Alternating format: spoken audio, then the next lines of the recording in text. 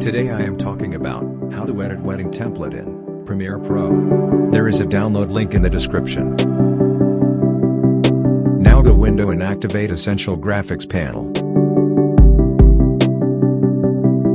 Now click on the Install Motion Graphics Template button at the bottom. Now select the downloaded MOGRT file.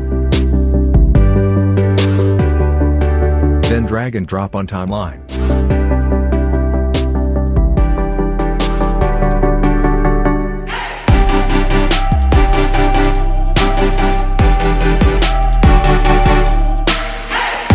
Now click and edit your title.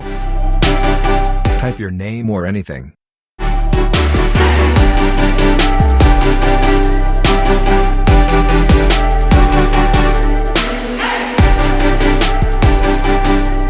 Now you can change fonts, font colors and font sizes.